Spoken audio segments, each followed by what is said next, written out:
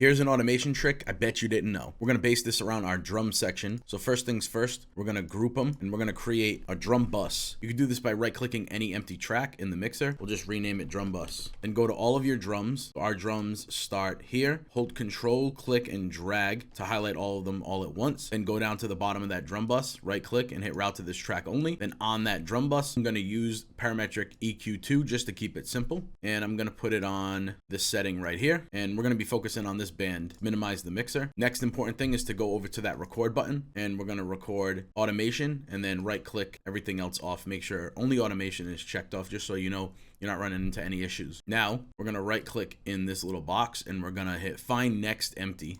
And we're just going to throw that right at the beginning of wherever we want to start our automation. Right here, stretch it out just to give us some playroom. All right, now let's set that cursor back just a little bit and then hit the record button. Once we hit record, we're going to be dragging this band to create our automation, and it's going to actually physically record it. So that way you don't have to fiddle around with any automation clips or anything like that. So we're going to hit record.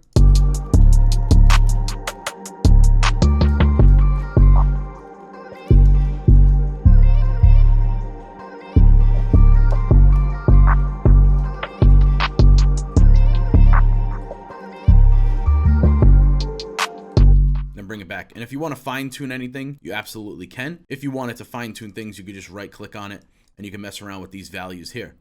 I'm going to leave it as is, but the next thing I'm going to do just to top it off and finish that is to make sure that I don't want that automation to kick in or that filter to kick in anywhere before or after. Just to make sure, I'm going to automate that on and off switch right here. Right click on it, create an automation clip, and then just make sure that it's off when I want it to be off and on when I want it to be on.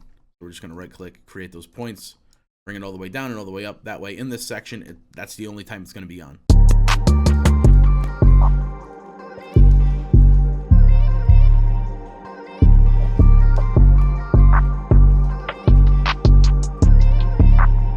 If you have any questions, drop them down in the comments below. And as always, share this with a friend if you get me.